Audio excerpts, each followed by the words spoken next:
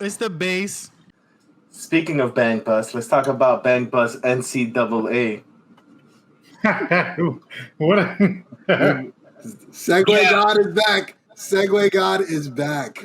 Yeah, all right. So, please, someone summarize. All I gotta say, the preview is the base peep. Yo, we the messiahs. Yo, just come to us. We'll predict the future. We'll tell you exactly what's gonna happen in every aspect of life.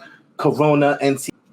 It just might be a coincidence. It just might be a coincidence. But now NCAA is allowing athletes to make money off of their likeness. Mm-hmm. Like we spoke about before. I mean, I think it's just a coincidence. I don't know if it has anything to do with the Supreme Court decision.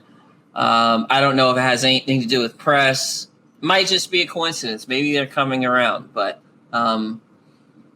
so how have some athletes already like taken advantage of this? Because I saw in the video there's a few things people have already been trying to like mark as their own. Well, athletes are already signing to like different brands. like preemptively signing up to brands and managers and things like that. For example, Barstool Sports, Penn State quarterback Sean Clifford, he just signed to Barstool Sports, whatever that means. But hey, people are already setting themselves up to cash in so they could profit off their name, image, likeness. So yeah, endorsements are about to come. Now, I think is way overdue. We spoke about this. I didn't see this coming, coming so soon, but I think it's a good thing. So basically these 17/18-year-old kids got to figure out how to market, advertise, and sell themselves. They don't have to. They're just going to do it. Just the skills. If they want to. If they could and they can, they will. I guess is the whole thing. If they want to. Because I think about like certain players like the like LaMelo Ball, like just the Ball brothers and like Julian Newman, stuff like that, how they were kind of like were like basketball superstars and basketball like celebrities in a sense, right? Like before they even hit the NBA. Yeah, and they were able to do all that. I guess I don't know what the fuck how they they worked around the rules. Maybe it was because they was too young. But I think about like just them, and it's just like what they were able to build, right? Like given the circumstances before, and now how this kind of like opened things up for like more Ball brothers. I hope we don't have. I feel like like we're gonna have some terrible parents that are gonna do the same thing, like that's what I'm reading for. Their parent, wait, hold on. What do you mean? Be a movie. It's just like Hold on. What do you mean, like specifically? It's like specifically. It's just like right. We already know like there's parents out there, right? That they kind of I guess put it nicely live vicariously through their kids, right? What's that? So it's just like what I see. This is just like a lot more parents are gonna, or a lot more people are gonna be, looking. They're gonna cash cow their children, bro. Stay on the court until you're good. This is gonna be an SVU episode. You can make money at 17. I don't know.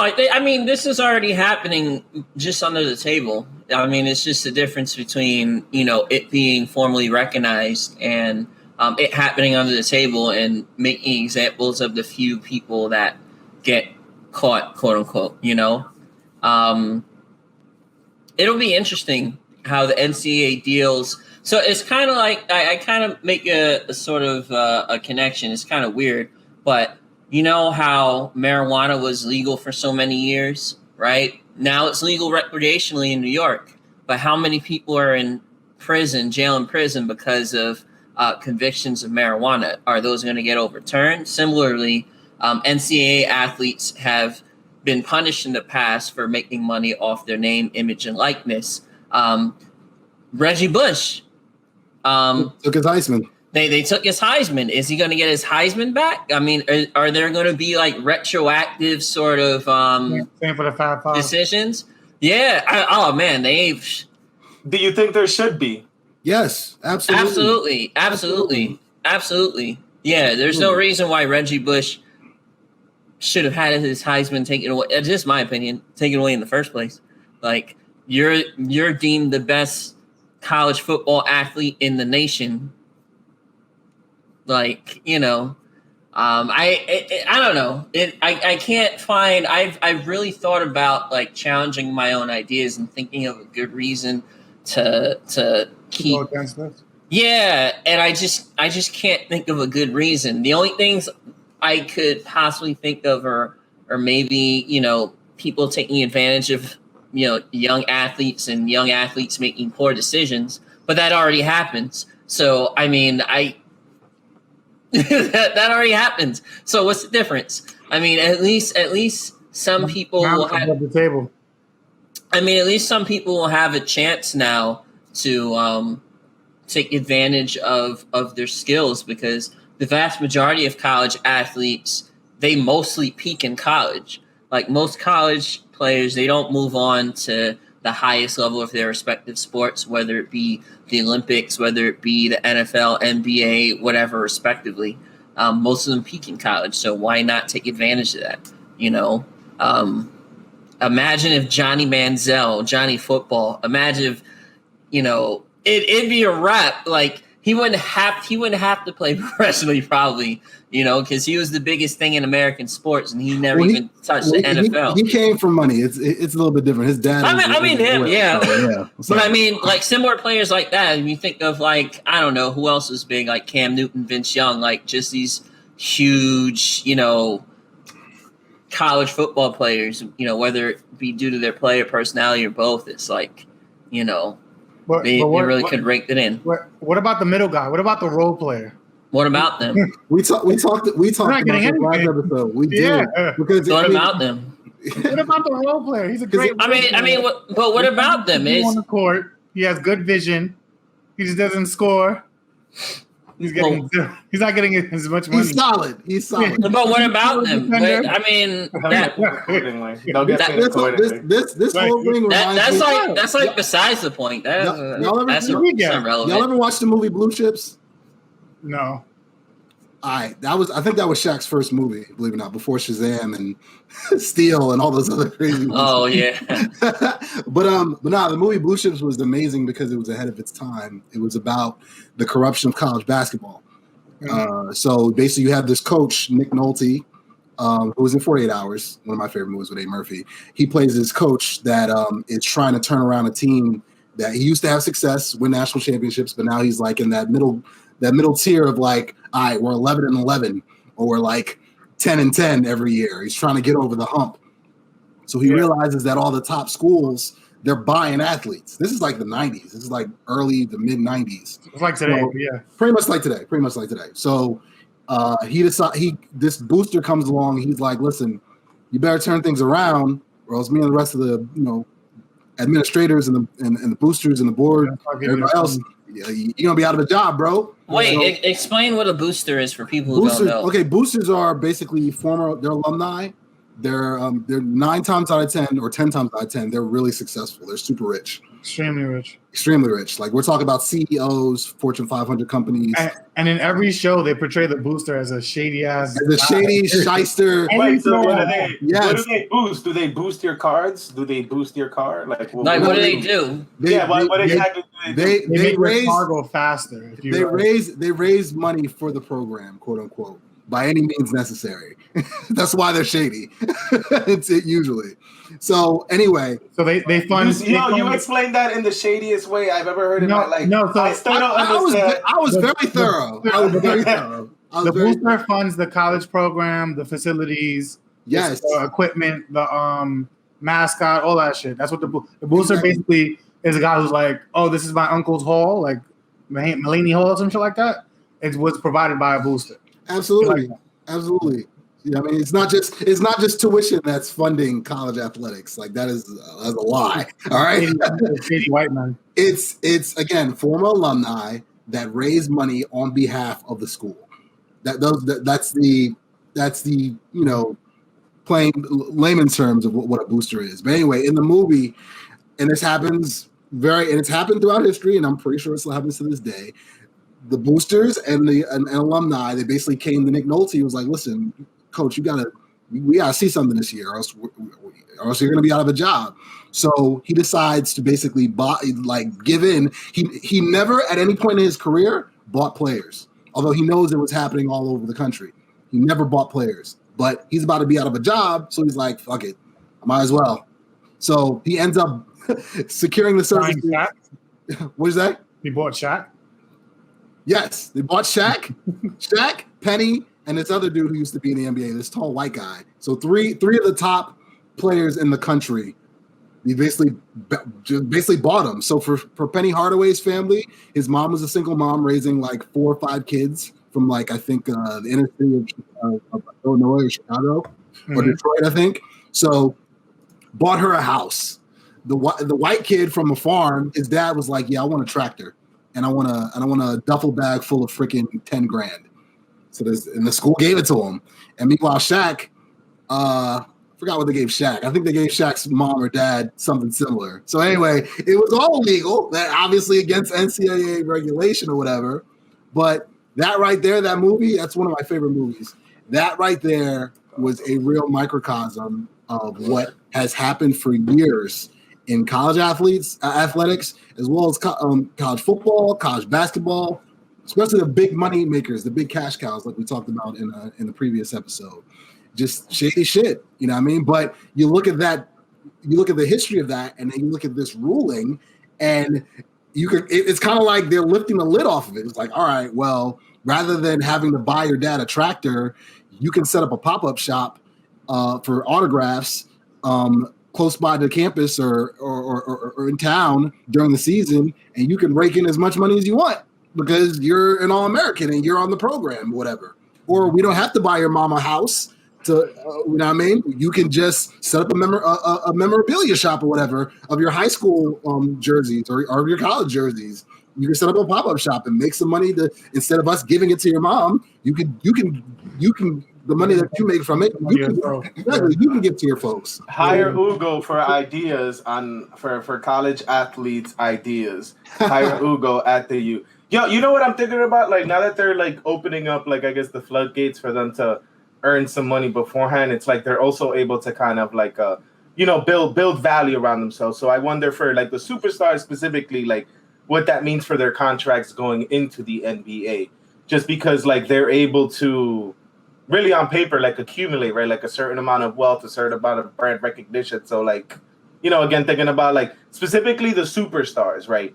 So like whatever, in short, I think that might lead to like an increase in like the salaries of superstars specifically, not like the regular folk. And I think mainly the superstars because they're going to be able to like market themselves really, really well before.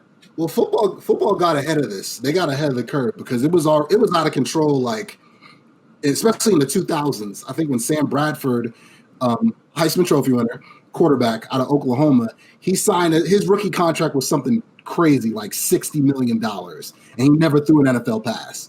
And he was a mediocre to above average player in the NFL. He's not whoa! Don't talk about our people. Sam Bradford's white, by the way. Anyway, so but anyway, during the NFL lockout a couple of years ago, that was a sticking point for ownership as well as the players union. They were like, we got to regulate this because we have to have a rookie pay scale in place that is hard capped and hard lined so that you're not stuck with a $60 million contract for a rookie. And if he turns out to be a bust in about 2 or 3 years, that's going to really hurt your cap situation moving forward. And it hurt the Rams for a number of years because of that. You know what I mean? So I think, DK, to answer your point, I think the NFL is a lot better equipped to handle that. And plus, they just signed a new collective bargaining agreement recently anyway, so they don't have to come to the table again for like another 10 years, in regards to that. Now, the NBA is a completely different situation. I'll be interested to see what they do if something along the lines of that takes place, because I'm pretty sure that their CBA is set to expire sooner rather than later. So, but that's something that, again, you're right, that has to be thought about. Like ownership and teams are going to be like, well, you made $30 million in college. How much do I really want to pay you for your rookie contract? Mm-hmm. You know what I mean? And considering if you are a superstar, you're going to qualify for a super max or a max deal anyway, and I'm going to have to pay you $100 million anyway down the road. So how much do I want to pay you for your first deal? It is something to think about. So that's a good point. You hear that? Yeah. What do y'all think is next? What's the next prediction? The base community should know about. I feel like a lot of why that face? Why that face? I feel like a lot of the what do you call them? Not scouts, agents. I feel like a lot of the agents are about to take advantage of these kids, man.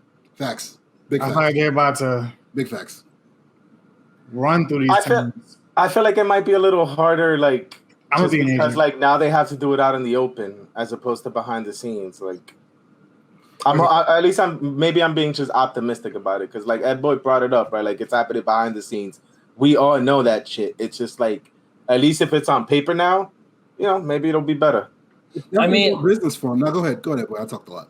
I was saying people. I mean, the fact is that, and this is just speaking on because you know. The greater thing, I guess we're focusing on like people who make it to major professional sports, but this really affects everybody. But in regards to that demographic specifically, unless there's, you know,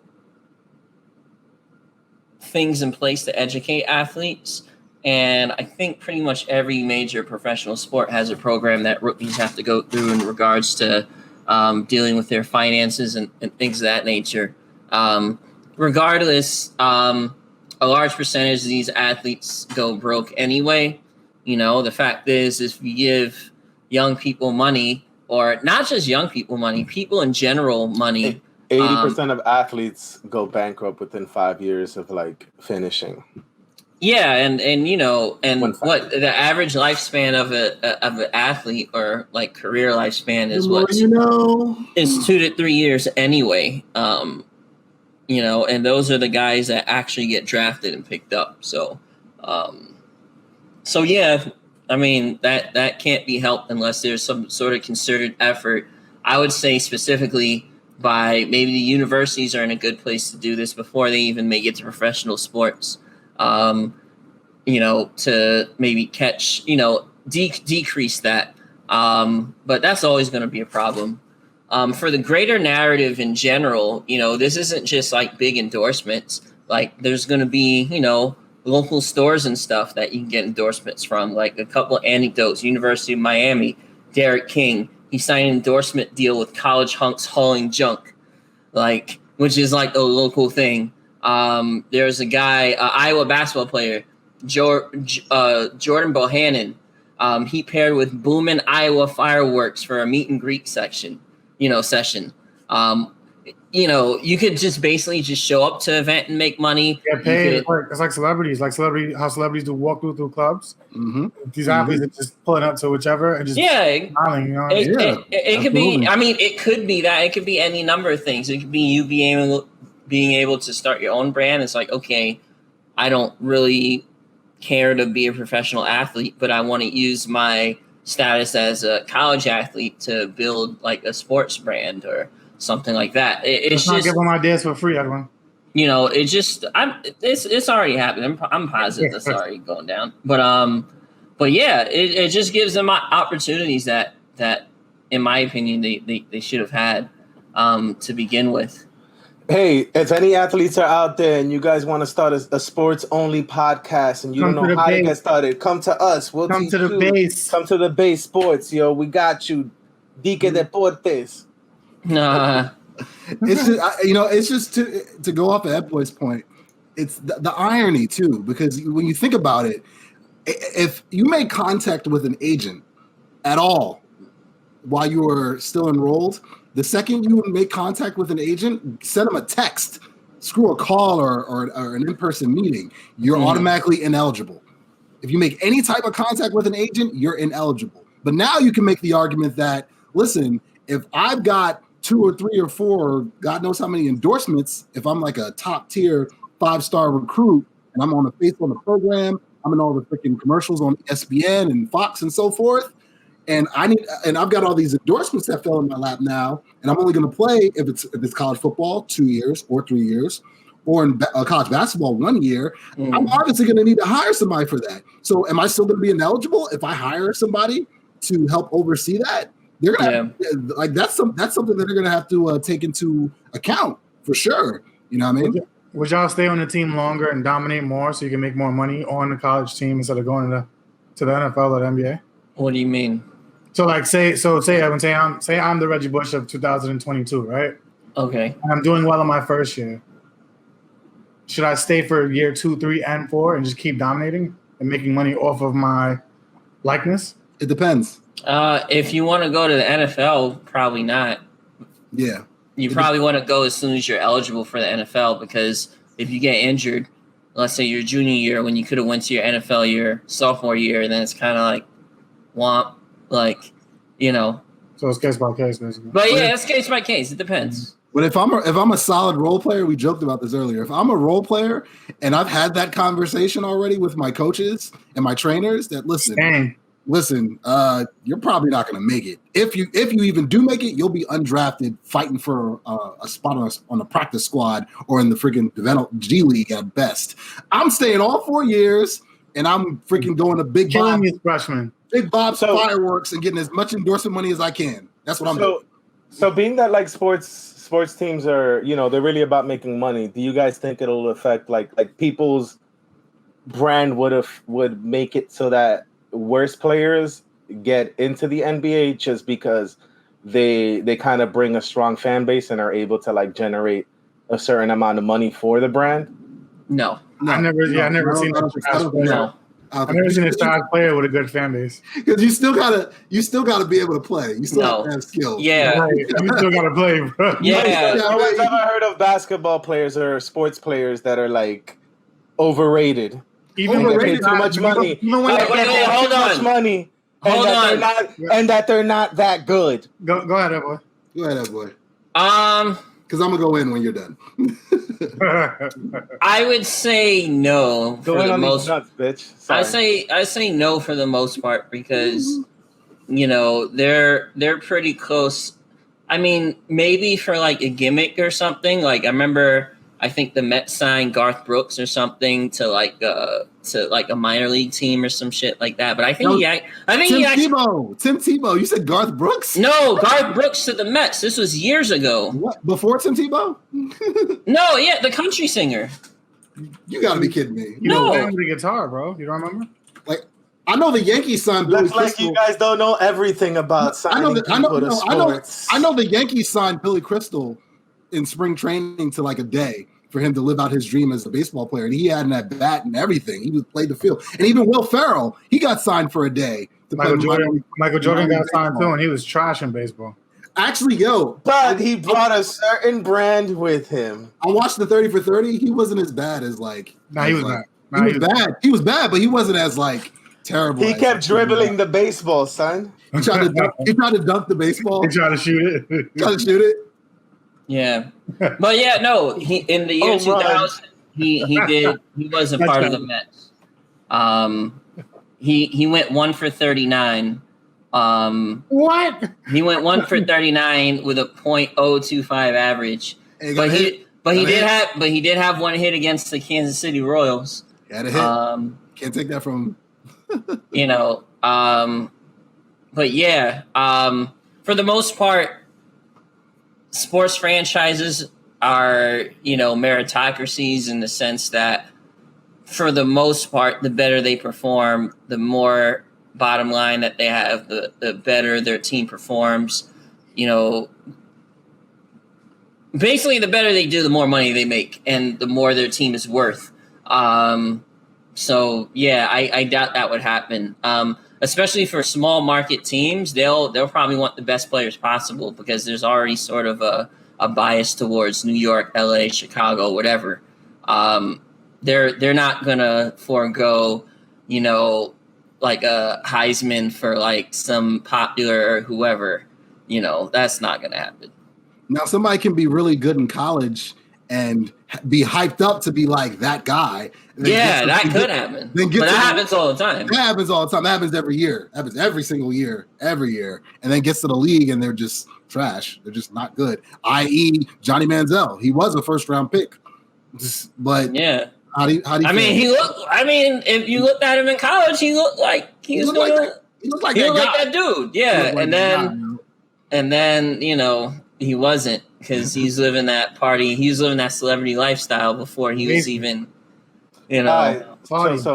So look, here's the thing, guys. So before I guess I go on to my next set of questions, right? Would you guys say that the league overall, the basketball league, that there's like superstar teams that you're pretty much always going to see there, or that it's more spread out now? Meaning, like most teams can make it to the end. You talking about make it to the final? NBA. In the NBA? Yeah, NBA specifically. Yeah, there's way more of a chance in the NBA because everybody goes to the well, no, they have like 8 teams from each conference go to the playoffs. So it's like that's like half the teams go to the playoffs. So you just have to not be abysmal and you'll make it. So there's already kind of like a bigger chance. Obviously you have like the legacy, franchises like the Lakers, Celtics, whatever. But there's generally a good mix of teams that make it. The NBA just has a habit, or at least the way I see it, it's like it's one of those sports where you can have 1 or 2 dominant players and you could build a dynasty off of that. So like you'll have like the Bulls go 3 in a row twice, right? Three in a row, Rockets twice because they had Akeem, and Drexler, and then you have they do another 3-peat, and then you have the Lakers, they win 5, and then, you had the Celtics had a little run, Detroit has a little run, so teams usually have, Spurs. Oh, yeah, Spurs, they won 5. So, like, you have teams that will, like, catch fire, but it seems like in recent years it's been a pretty good mix. Like, the Bucks and the Suns are in the finals, and it's So I asked that question because it does seem that I saw a video where they said recently like the NBA has been a little bit more like quote unquote fair, like in regards to like the teams that can make it to the end. Yeah, there were specific reasons why they gave that, right? But like my whole thing is just like and maybe this will be the case all the time, in most major sports where you don't have like the superstar teams that tend to always make it to the end. But the only reason I bring it up, right, is say you're not a superstar team, you're just some average team, right? That maybe you never make it to the end, or you do once in a while, right? But you know that at the end of the day, what's going to be the most important part, right? Like you don't have the money to get these superstars players, right? But maybe you can bring somebody in that's not as good, but it'll help generate a lot of money for your thing. I'm just proposing that because I think at the end of the day, winning matters, right? Because winning means money, right? But I think at the end of the day, there's some other teams that like in just sports in general, right? Where you're not gonna be able to get a winning, pay those top superstars or whatever just because of where you live, just because your team is ass or whatever. But maybe you'll be more inclined to pick up players that are not like the best, but are more just marketable because they bring in money. I feel like that's players. Well, it's not because my fault because of the same thing, right? Superstar players, right? All you need is like 1 or 2 or a few solid players that like drive the fucking team, son. Superstar players, man, when I watch them play, it's just ridiculous how much better they are than everybody else. And to me, everybody else is a regular player, right? So you're gonna get. I feel like they're still gonna be good, but I feel like that's now gonna have a huge influence on contracts. Well, it's happened. I mean, it's happened. I'll put it like this: like I don't necessarily think that this will, like, for example, if you take someone like Zion Williamson, I think if this was in place before, Zion Williamson, and he was like, the biggest athlete in the United States, and he never touched the NBA court, right? Like, I don't know if him being able to make money off his likeness would make him more popular. He would just be able to profit off it more. But I don't think that would change his popularity. Like, I think he would have went into the NBA being the most talked about athlete, in American sports regardless. I don't know, unless there's some sort of like clever campaign that makes them more popular. It's possible for sure. Like, they can get involved with like a endorsement. They could be on a commercial that, makes them blow up. They go viral or some shit like that. It's definitely possible. I guess we'll see. It's definitely possible. I think it's probably... I don't know. It's weird. I don't want to get too much into the weeds because there's like, I think this would be maybe more likely to happen in like European sports, European soccer, where you don't have like salary caps and shit. And it's literally like, who can you buy? you know, where there's sort of like in American sports in most leagues, MLB, NFL, NBA, there's sort of like a parity built in the sense that, you know, you have salary caps, the league can reject trades, things like that. So they try to make it fair-ish. It's kind of built into the system to, you know, I don't know. It just incentivizes, to me, it seems to incentivize, like, you know, making the best team possible, as opposed to, like, let's say if it's just a free for all, whatever, I can just have a whole bunch of popular people on the team and just do whatever. I don't know, but I don't know. I think it's possible. You know, I think what you said is possible. I think that's possible if there's like a campaign or something that happens with their likeness that makes them more popular than they would have been regardless, you know? I mean, it's happened throughout history. You know, it's happened with some, and in different sports as well, where they brought in guys that, you know, big names, but more so big names like toward the end of their careers, because they still had, their names still had star power. They did it in hockey. There's a freaking 30 for 30 about that. Wayne Gretzky goes to the LA Kings. Like, hockey? Yeah, exactly. Hockey. Wayne Gretzky is the Michael Jordan of hockey. So they brought him there because he. Oh man, I heard Gretzky. People got mad at people. It's a heck of a 30 for 30. I didn't finish it, but I saw it. It was very good. Yeah. But I remember going. You know, we went to Penn State, and I was around a lot of hockey fans, and they were all from, you know, a lot of them from Pittsburgh, and they all swore like Mario Lemieux was the best ever. They're like, "Yo, Wayne Gretzky's trash. You know, he's the fake Michael Jordan. Mario Lemieux is the best." And I'm just like, I don't really know, so like, I'm gonna just. But, well, yo, as an aside, I watched playoff hockey that one year, my last year at school, and with my roommates, because they were into hockey, and man, it was they were white. It was really good, bro. It was like, it's not something that like I care enough to watch again, but it was like very entertaining. It's very good. Did anyone do the snuckle puck? I don't know what that is. Wait, the snuck? You mean the knuckle puck? The knuckle puck from the Mighty Ducks. Yeah, the knuckle puck. Oh, okay. Yeah. Quack, quack, quack, quack, quack.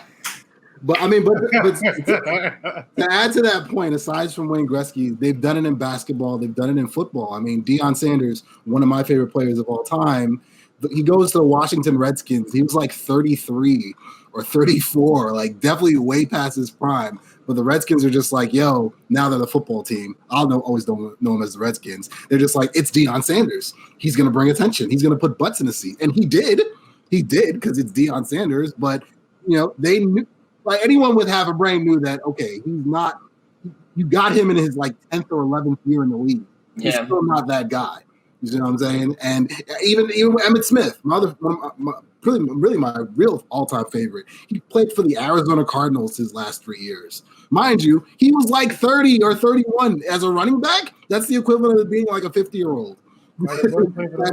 Michael Jordan played for the Wizards.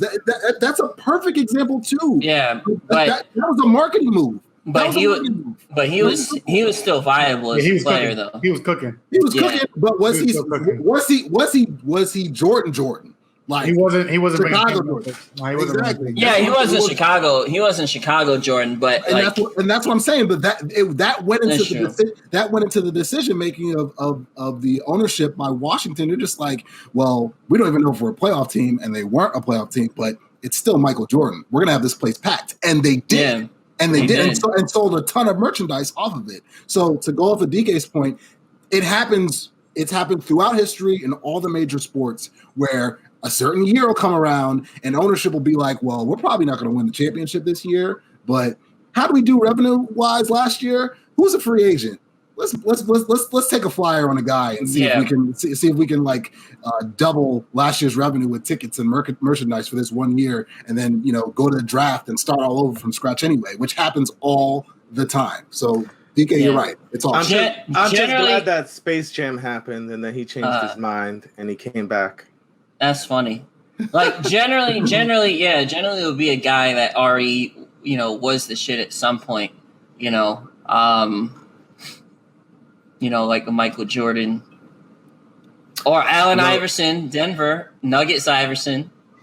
Well, yeah. Well, sounds like sports agents are going to be pretty busy, and boosters these next few years, but not as busy as real estate agents. Yeah, oh girl, I love the way she do it. She get low like it's nothing really to it. She pick it up and she spin it back around and she get it from my mama. Damn, I knew it. Enzoku, Enzoku, Enzoku. Nice job, boy. Ibu Kwenu, yeah, that's true. She move her hips so proper. Yeah, and she look like Rihanna.